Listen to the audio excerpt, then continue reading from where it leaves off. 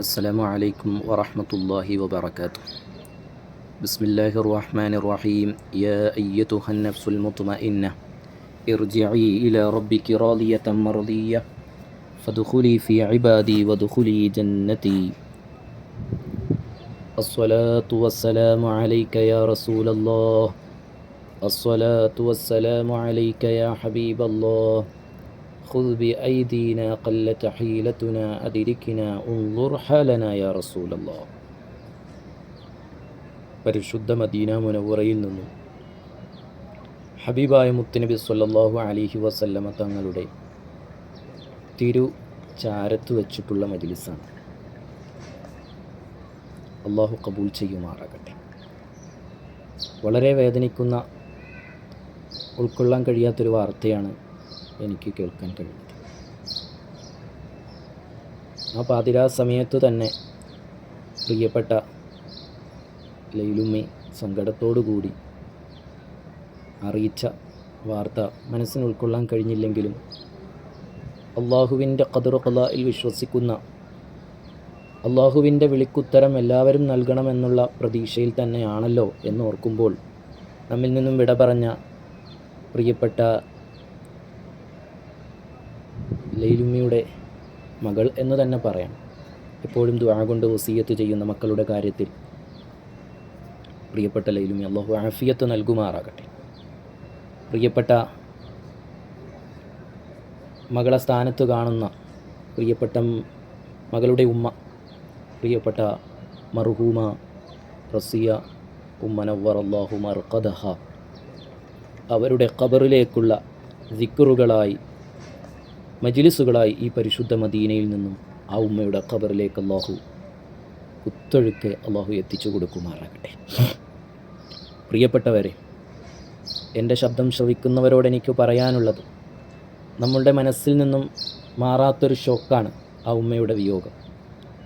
ആ ഉമ്മയെ ഞാൻ കണ്ടിട്ടില്ലെങ്കിലും ആ ഉമ്മയെക്കുറിച്ച് പ്രിയപ്പെട്ട ലൈലുമ്മി പറഞ്ഞിട്ടറിയാം. ആ ഒരു സന്തോഷവും ആ ഒരു പ്രതീക്ഷയും മരണവിവരം അറിഞ്ഞപ്പോൾ തന്നെ ഹബീബായ മുത്തുനബി സ്വല്ലല്ലാഹു അലൈഹി വസല്ലമ തങ്ങളുടെ തിരുഹദറത്തിൽ പോയി യാസീൻ പാരായണം ചെയ്ത ആ ഉമ്മയ്ക്ക് വേണ്ടി പ്രത്യേകം ദുആ ചെയ്തിട്ടുണ്ട്. അള്ളാഹു കബൂൽ ചെയ്യുമാറാകട്ടെ, സ്വീകരിക്കുമാറാകട്ടെ. മഹാനായ ഷെയ്ഖുന ഖുത്ബുൽ ആലം സിയം വലിയില്ലാഹിൽ മടവൂരി ഖദ്ദസുല്ലാഹു സിറഹുൽ അസീസ് തങ്ങളുടെ മദദ്, അവിടുത്തെ റിള, അവിടുത്തെ പൊരുത്തം നൽകി അനുഗ്രഹിക്കട്ടെ. അത്രമേൽ ഷെയ്ഖുനായെ സ്നേഹിക്കുന്ന ഉമ്മയാണെന്ന് ഞാൻ മനസ്സിലാക്കുന്നു. അല്ലാഹു സുബ്ഹാനഹു വ തആല മക്കൾക്കും മരുമക്കൾക്കും ചെറുമക്കൾക്കുമെല്ലാം സമാധാനവും ക്ഷമയും നൽകി ചെയ്യുന്ന എല്ലാ സൽക്കർമ്മങ്ങളും പരിശുദ്ധ മദീനയുമായി കണക്റ്റ് ചെയ്തുകൊണ്ട് ഹബീബായ മുത്തുനബി സ്വല്ലല്ലാഹു അലൈഹി വസല്ലമ തങ്ങളിലൂടെ ആ ഉമ്മയുടെ ഖബർ പ്രകാശിക്കാൻ ഈ മജ്ലിസ് ഒരു സബബാക്കട്ടെ. നമുക്ക് ദിക്റ് ചൊല്ലി നമുക്ക് ദുആ ചെയ്യാം. അതിനു മുമ്പ് എനിക്ക് പറയാനുള്ള കാര്യം, ഇപ്പോൾ ആ ഉമ്മ നമ്മിൽ നിന്നും വിട പറഞ്ഞിട്ട് ഏതാനും മണിക്കൂറുകളെ ആയിട്ടുള്ളൂ, അല്ലെങ്കിൽ ഏതാനും ദിവസങ്ങളെ ആയിട്ടുള്ളൂ. ഇനിയും നമ്മുടെ മുമ്പിൽ ബാക്കി കിടക്കുന്നു 40 തികയാൻ. ഒരു മുഅ്മിൻ മരണപ്പെട്ടു കഴിഞ്ഞാൽ, അല്ലെങ്കിൽ ഒരു മുസ്ലിം മരണപ്പെട്ടു കഴിഞ്ഞാൽ മരണാനന്തരം മുതൽ 40 വരെ അവർക്ക് വേണ്ട ഖൈറായ കാര്യങ്ങൾ നമ്മൾ ചെയ്തു കൊടുക്കൽ അനിവാര്യമാണ്. നമ്മൾ കരയുന്നതോ നമ്മൾ സങ്കടപ്പെട്ടിരിക്കുന്നതോ എന്നും അവർക്ക് കാണാൻ കഴിയില്ല. കാണാമെങ്കിലും ഒന്നും ചെയ്യുന്നില്ലല്ലോ എന്നൊരു വേദന അവർക്കുണ്ടാകും. അവർക്ക് ആവശ്യം കരച്ചിലോ വിഷമമോ അല്ല. നമ്മൾ കരഞ്ഞുകൊണ്ടിരുന്നാൽ, നമ്മൾ വിഷമിച്ചു കൊണ്ടിരുന്നാൽ അവർക്കതുകൊണ്ടൊരു ഗുണവും കിട്ടുന്നില്ല. നേരെ മറിച്ച് 40 തികയുന്നതിന് മുമ്പ് തന്നെ നമ്മളെക്കൊണ്ട്, നമ്മുടെ നാവ് കൊണ്ട്, ഒന്നാമത് നമ്മുടെ സമ്പത്ത് കൊണ്ടാണ് പിന്നെ രണ്ടാമത്തെ കാര്യം. അതിലൊന്നാമത്തെ കാര്യത്തിൽ നമ്മൾ ശ്രദ്ധ കൊടുക്കുമ്പോൾ മരണാനന്തരം മുതൽ 40 വരെ ആ ഉമ്മയ്ക്ക് ചെയ്യാൻ പറ്റിയ സൽക്കർമ്മങ്ങൾ നിങ്ങളെല്ലാവരും ചെയ്യാം. അത് ഏറ്റവും മനോഹരമായ കാര്യമാണ്. ഒരു ഖത്തുമെങ്കിലും 40 തികയുമ്പോൾ നിങ്ങൾക്ക് ഓതി തീർക്കാൻ കഴിയുമോ? നിങ്ങൾ ഓതി തീർക്കുക. ഇനി അത് കഴിയില്ലെങ്കിൽ 30 പേരെ ചേർത്തിക്കൊണ്ട് ഓരോ ജുസു ഏൽപ്പിച്ചുകൊണ്ട് ഒരു ഖത്തുമ തീർക്കുക. ഇനി അതല്ല, 15 പേരെ ഉൾക്കൊള്ളിച്ചുകൊണ്ട് ഈ 2 ജുസു തീർക്കുക. അങ്ങനെ ഒരു ഖത്തുമ 40 ആകുമ്പോൾ തീർക്കാൻ ശ്രമിക്കുക. അതിൽ മാത്രം ഒതുങ്ങി നിൽക്കാതെ മരണപ്പെട്ടു പോയവർക്ക് വളരെയധികം ഗുണം ചെയ്യുന്ന സൂറത്തു യാസീനും സൂറത്തുൽ മുൽക്കും സൂറത്തുൽ ഫാത്തിഹയും സൂറത്തുൽ ഇഖ്ലാസും ദിക്റും ഇസ്തിഗ്ഫാറും, ഈ പറഞ്ഞ കാര്യങ്ങൾ ഓരോ 24 മണിക്കൂറും അഥവാ ഓരോ ദിവസവും നിങ്ങൾ ഒരു യാസീൻ ഓതുക, ഒരു മുൽക്ക് ഓതുക, കഴിയുന്നത്ര ഫാത്തിഹ ഓതുക, കഴിയുന്നത്ര ഇഖ്ലാസ് ഓതുക, 10, 20, 30 ഓതി വെക്കുക. അതുപോലെ നിങ്ങളെക്കൊണ്ട് കഴിയുന്നത്ര ദിക്റ് ചൊല്ലുക. ഒരു ദിവസം 100 ദിക്റ് ചൊല്ലിയാൽ 40 ആകുമ്പോൾ എത്ര ദിക്റ് കിട്ടും? അവരുടെ പാപമോചനത്തിന് വേണ്ടി നമ്മൾ ഇസ്തിഗ്ഫാർ ചൊല്ലിയാലോ അതും നമുക്ക് കിട്ടും. ഇതെല്ലാം മരണപ്പെട്ടവർക്ക് ഗുണം ചെയ്യുന്ന കാര്യങ്ങളാണ് ഖത്മുൽ ഖുർആൻ, സൂറത്തുൽ ഫാത്തിഹ, സൂറത്തുൽ ഇഖ്ലാസ്, സൂറത്തു യാസീൻ, സൂറത്തുൽ മുൽക്ക്, ഇസ്തിഗ്ഫാർ, ദിക്ർ, ഇസ്തിഗ്ഫാർ, ഈ പറയുന്ന കാര്യങ്ങൾ. അല്ലാഹു സുബ്ഹാനഹു വ തആല നല്ല മനസ്സോടുകൂടി ഇഖ്ലാസോടുകൂടി ചെയ്യാൻ എല്ലാവർക്കും തൗഫീഖ് ചെയ്യട്ടെ. അങ്ങനെ ഓതി തീർത്തിട്ട് 40ലേക്ക് ലൈലുമ്മയിലേക്ക് കളക്ട് ചെയ്ത് അറിയിച്ചാൽ, ലൈലുമ്മയുടെ പ്രിയപ്പെട്ട മരുമോളിലേക്ക് എല്ലാവരും എത്തിച്ചു കൊടുത്താൽ ഇൻഷാ അല്ലാഹ് അത് പരിശുദ്ധ മദീനയിൽ എത്തിച്ചുകൊണ്ട് പ്രത്യേകം ദുആ ചെയ്യാം. അള്ളാഹു അതിന് തൗഫീഖ് നൽകട്ടെ. 40ൻ്റെ മജ്ലിസ് വീട്ടിൽ വെച്ച് എന്തായാലും നടക്കും. ആ മജ്ലിസിലെ ഉസ്താദന്മാരെ കൊണ്ടും ഒരു പേപ്പറിൽ എഴുതി എല്ലാവരുടെയും പേപ്പറുകളിൽ നിന്നും കളക്ട് ചെയ്ത് അതെല്ലാം കൂട്ടി ഇത്ര ഖത്മ്, ഇത്ര ഫാത്തിഹ, യാസീൻ, മുൽക്ക്, ദിക്ർ, ഇഖ്ലാസ്, ഇസ്തിഗ്ഫാർ എന്ന് പറഞ്ഞു കൊടുത്താൽ ആ മജ്ലിസിൽ വെച്ചും ദുആ ചെയ്താലും ഖബൂലിയത്തുണ്ട്. അള്ളാഹു ഖബൂൽ ചെയ്യുമാറാകട്ടെ. നമുക്ക് ഇൻഷാ അല്ലാഹ് ദിക്ർ ചൊല്ലി നമുക്ക് ദുആ ഇറക്കാം. അള്ളാഹു സുബ്ഹാനഹു വ തആല ഈ മജ്ലിസിൽ പങ്കെടുക്കുന്ന എല്ലാവർക്കും അർഹമായ പ്രതിഫലം നൽകി പരിശുദ്ധ റമളാൻ പടിവാതിക്കൽ വന്ന് നിൽക്കുകയാണ്. എത്ര മനോഹരമായ മാസത്തിലാണ് ഉമ്മ വിട പറഞ്ഞത്. ഇനി ബർസഖിയായ ജീവിതം സന്തോഷമാവാൻ നമ്മളെ കൊണ്ട് കഴിയുന്ന നന്മകൾ ചെയ്തു കൊടുക്കുക എന്നതാണ്. അള്ളാഹു സ്വീകരിക്കുമാറാകട്ടെ. ബിഹഖി നബിയിൽ മുസ്തഫ മുഹമ്മദിൻ സ്വല്ലല്ലാഹു അലൈഹി വസല്ലം. അഊദു ബില്ലാഹി മിനശ് ശൈത്വാനിർ റജീം. ബിസ്മില്ലാഹിർ റഹ്മാനിർ റഹീം. يا أيتها النفس المطمئنة ارجعي إلى ربك راضية مرضية فادخلي في عبادي وادخلي جنتي إنا لله وإنا إليه راجعون إنا لله وإنا إليه راجعون إنا لله وإنا إليه راجعون ولا حول ولا قوة إلا بالله العلي العظيم. اللهم اغفر لها وارحمها مرحوما رسيا نور الله مرقدها. اللهم اغفر لها وارحمها مرحوما رسيا نور الله مرقدها. اللهم اغفر لها وارحمها مرحوما رسيا نور الله مرقدها. واعف عنها وعافها وأكرم نزلها ووسع مدخلها واعثلها بالماء والثلج والبرد ونقه خطايا كما ينقى الثوب الأبيض من الدنس. وأبدله دارا خيرا من دارها وأهلا خيرا من أهلها وزوجا خيرا من زوجها وأدخلها الجنة وأعذها من عذاب القبر أو من عذاب النار برحمتك يا أرحم الراحمين. اللهم أجرنا من النار. اللهم أجرنا من النار.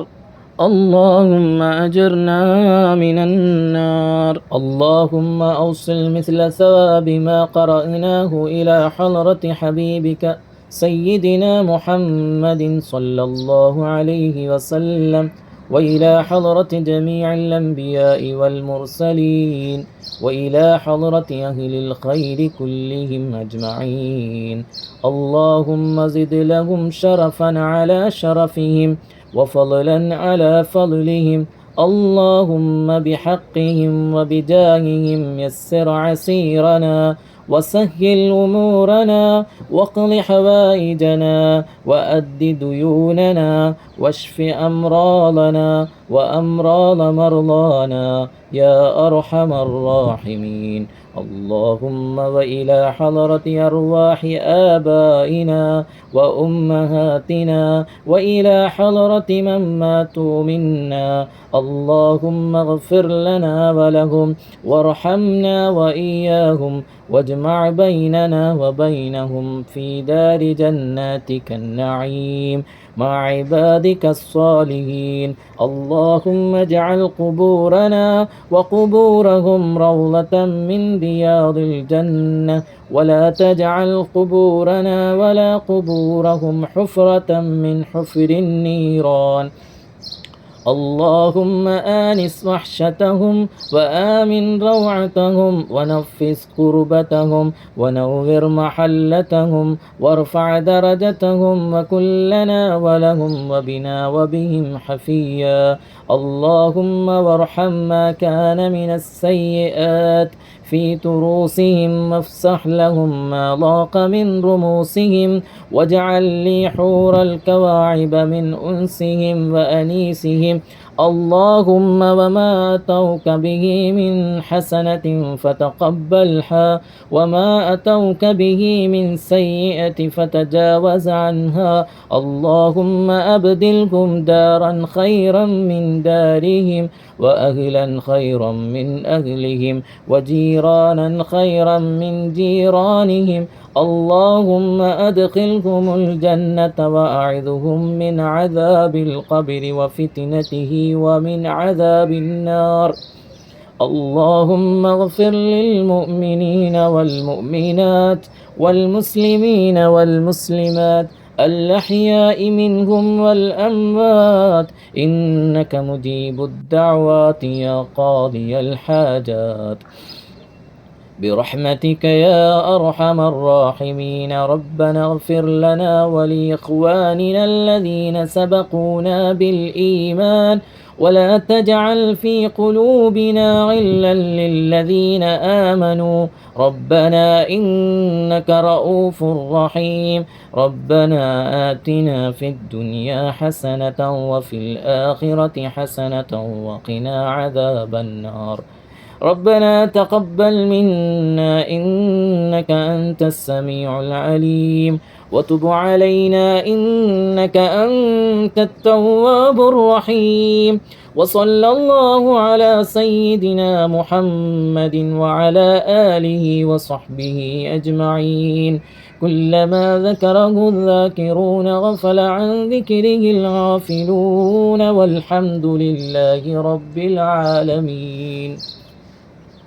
إلى حضرة نبينا مصطفى محمد صلى الله عليه وسلم الفاتحة. أعوذ بالله من الشيطان الرجيم. بسم الله الرحمن الرحيم. الحمد لله رب العالمين، الرحمن الرحيم، مالك يوم الدين. إياك نعبد وإياك نستعين. اهدنا الصراط المستقيم، صراط الذين أنعمت عليهم غير المغضوب عليهم ولا الضالين. آمين. بسم الله الرحمن الرحيم. قل هو الله أحد الله الصمد لم يلد ولم يولد ولم يكن له كفوا أحد. بسم الله الرحمن الرحيم. قل هو الله أحد الله الصمد لم يلد ولم يولد ولم يكن له كفوا أحد. بسم الله الرحمن الرحيم. قل هو الله أحد الله الصمد لم يلد ولم يولد ولم يكن له كفوا أحد. بسم الله الرحمن الرحيم. قل أعوذ برب الفلق من شر ما خلق، ومن شر غاسق إذا وقب، ومن شر النفاسات في العقد، ومن شر حاسد إذا حسد. بسم الله الرحمن الرحيم.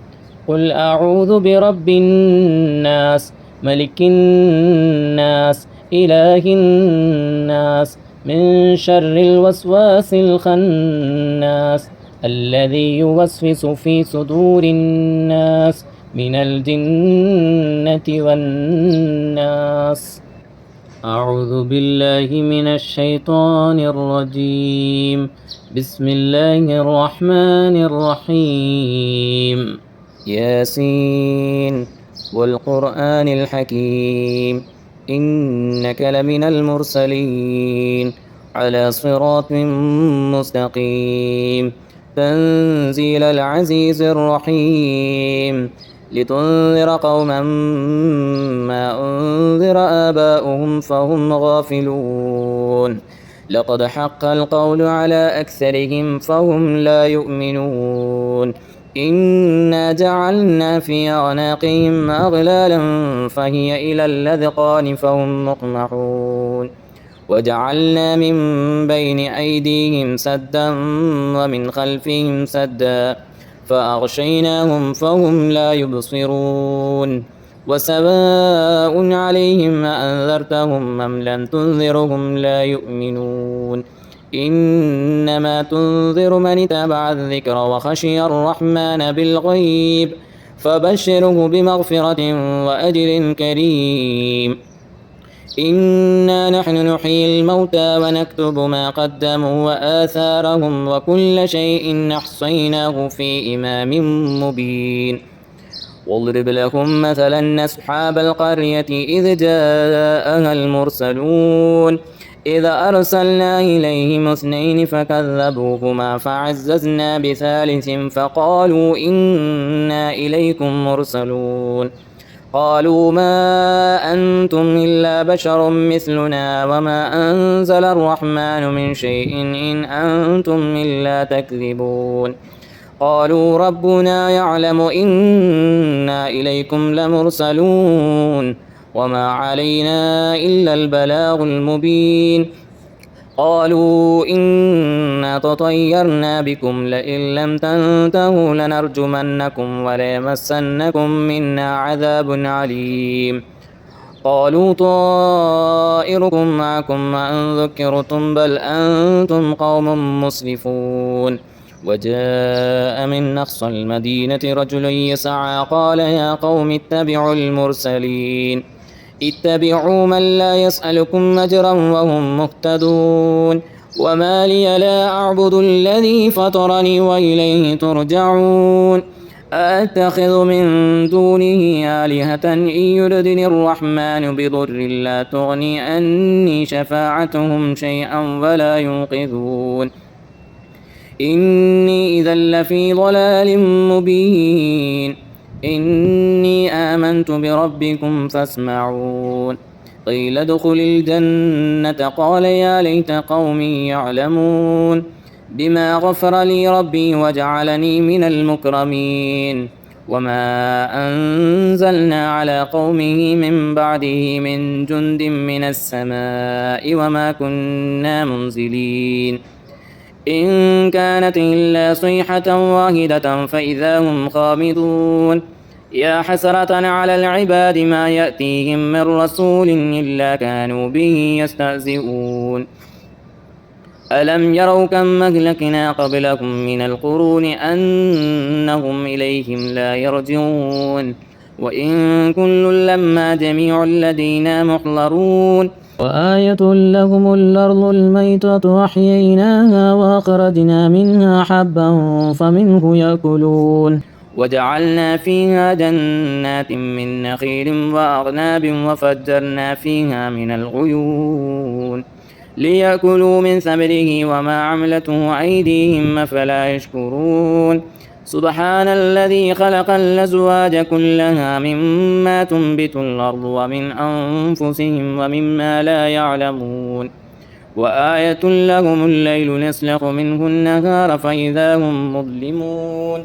والشمس تجري لمستقر لها ذلك تقدير العزيز العليم والقمر قدرناه منازل حتى عاد كالأرجون القديم لا الشمس ينبغي لها أن تدرك القمر ولا الليل سابق النهار وكل في فلك يسبحون وآية لهم أنا حملنا ذريتهم في الفلك المشحون وخلقنا لهم من مثله ما يركبون وإن نشأ نغرقهم فلا صريخ لهم ولا هم ينقذون إلا رحمة منا ومتاعا إلى حين وإذا قيل لهم اتقوا ما بين أيديكم وما خلفكم لعلكم ترحمون وما تأتيهم من آية من آيات ربهم إلا كانوا عنها معرضين وإذا قيل لهم أنفقوا مما رزقكم الله قال الذين كفروا للذين آمنوا أنطعم لو يشاء الله أطعمه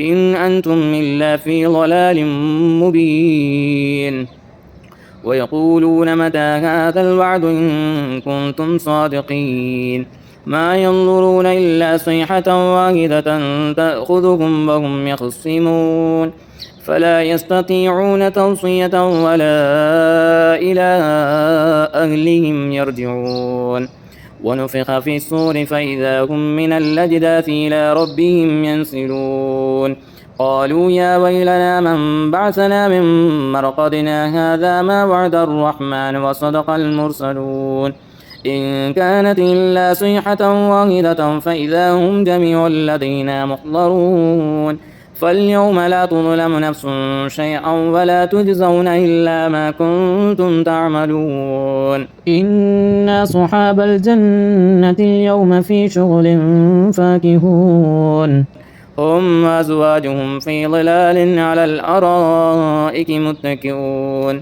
لهم فيها فاكهة ولهم ما يدعون سلام قولا من رب رحيم وامتازوا اليوم أيها المجرمون ألم أعهد إليكم يا بني آدم ألا تعبدوا الشيطان إنه لكم عدو مبين وأن اعبدوني هذا صراط مستقيم ولقد أضل منكم جبلا كثيرا أفلم تكونوا تعقلون هذه جهنم التي كنتم توعدون اصلوها اليوم بما كنتم تكفرون اليوم نختم على أفواههم وتكلمنا أيديهم وتشهد أرجلهم بما كانوا يكسبون ولو نشاء لطمسنا على أعينهم فاستبقوا الصراط فأنى يبصرون ولو نشاء لمسخناهم على مكانتهم فما استطاعوا مضيا ولا يرجعون